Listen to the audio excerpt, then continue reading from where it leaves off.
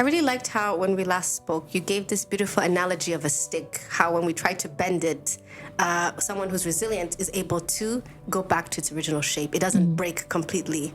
So I want us to kind of go through that together and say what are some specific traits we can find in someone who is, or a community who are resilient. I was talking about stigma. We need to recognize that to live a full life, you need to be holistic. You need to attend to your body, your physical body. You need to attend to your mental body, mental system. So we need to always check in with ourselves. How are we doing? I alluded on many things about emotions, how you can connect with them, how we can heal from emotional events and auto-regulating. So a resilient person, how to recognize the resilient person? Let me tell you something.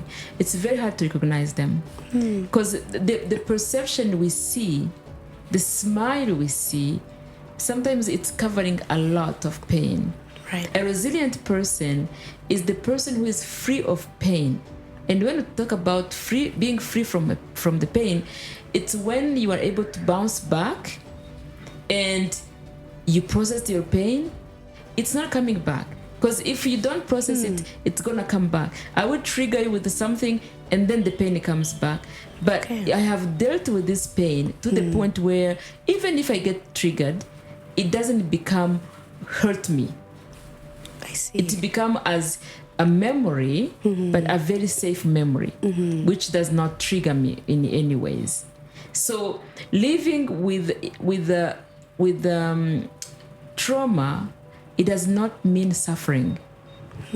I like this quote from someone who was a philosopher, a samurai philosopher. He once said that the pain is inevitable, but suffering is optional.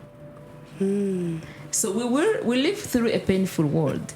You will have adversity no matter what you do. You will lose someone in your family. You will lose a job. You will be hurt. Like there's so much going on. It's part of life. That's the pain. That's inevitable.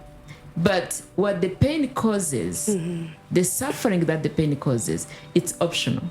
We can go through pain, process it, heal it, keep going. When the next pain comes, you do the same thing. You go in circles. The circle of being in pain, process it, heal from it, and keep going. So a resilient person is a person who is able to do that. But we cannot tell by just looking at them. Right.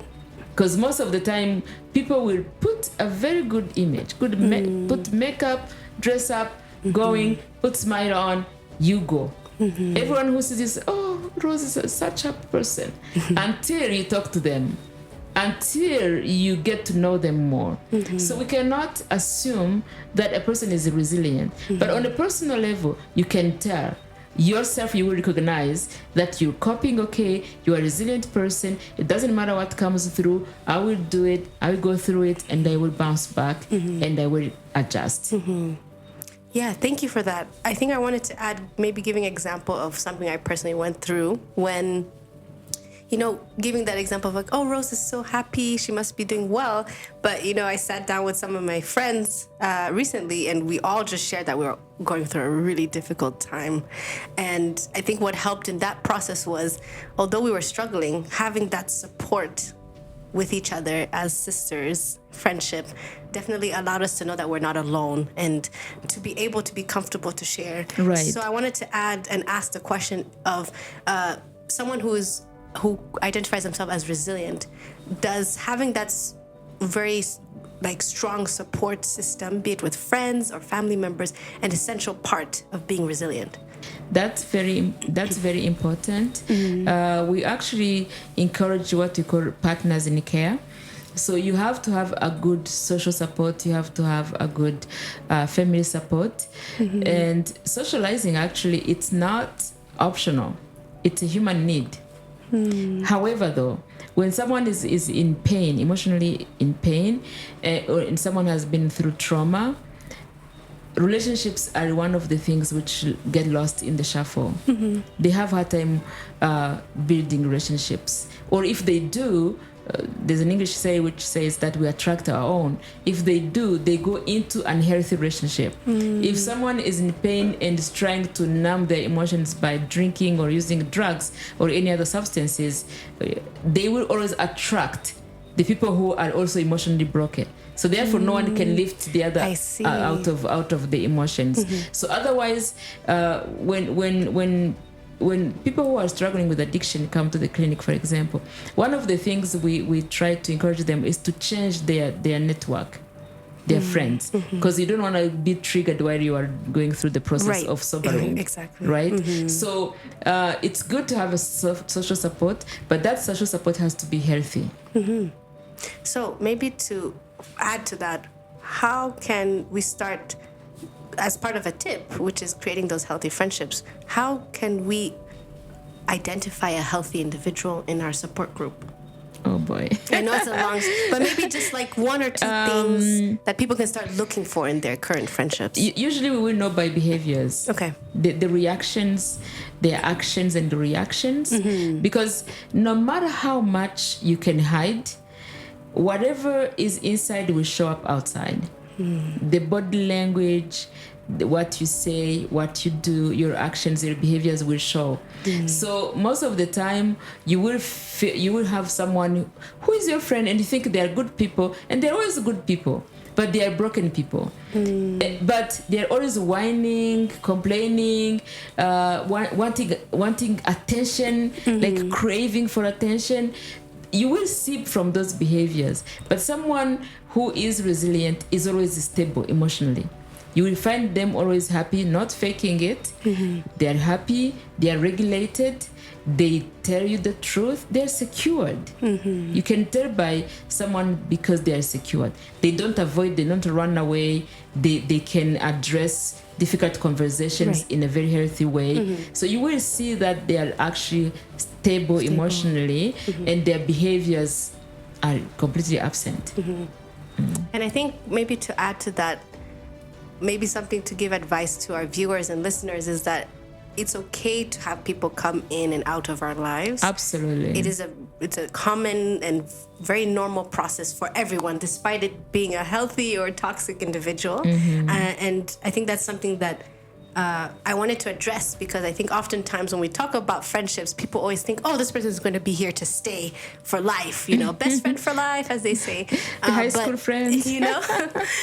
But that's not necessarily the case. And I think it's nice that you shared that with us, that the truth eventually comes out. Whether they hide it or not, it will eventually come out. It will. And you don't even recognize that people know or people see.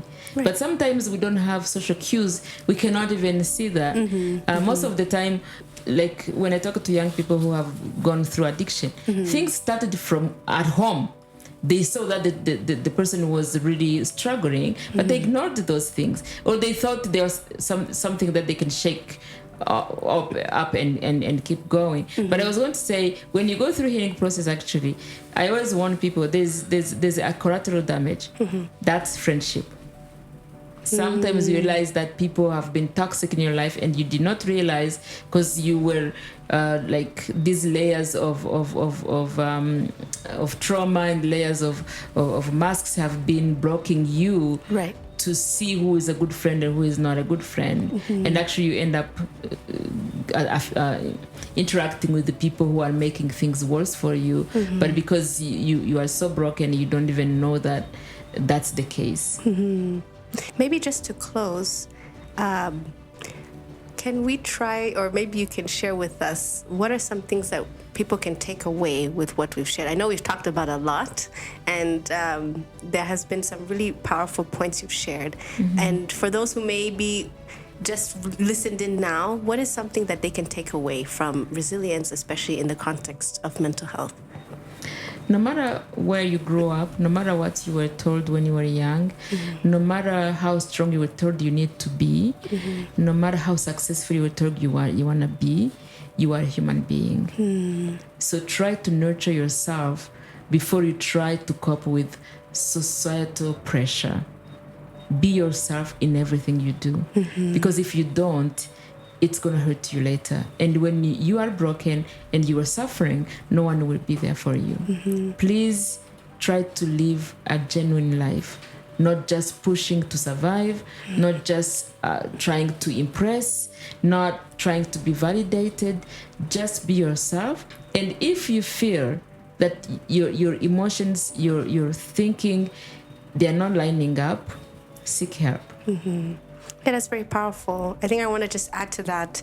I know there's this expression where we say, you must first love yourself before you can love others. Absolutely. And I think when we look at love, people focus more on like, oh, how can they look more of the romantic side of love? But I think what today has showed us is that Or being or confusing it with selfishness. Right. And I think today's interaction together has made me realize that love doesn't have to be selfish. Actually, Not just at all. going through that process of those difficult situations and trying to break down the emotions, although it is going to be a nasty process for some, messy for others, or straightforward, it is also part of the self-love, and it's part of that journey of healing. And I think that's something that I also want others to take away, that it's not an easy process, as you shared earlier on, but is an essential process to be resilient. Thank you. Yes, I want to thank you so much, Chantal, for your time. Thank you, Rose. It's a pleasure. It was a very enriching and powerful conversation. Anytime. And I would love to have you back very soon. Anytime.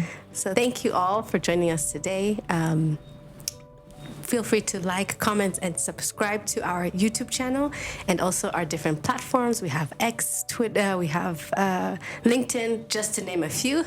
But don't forget also to click on the notification bell to see our upcoming videos. Thank you, and we'll see you very soon.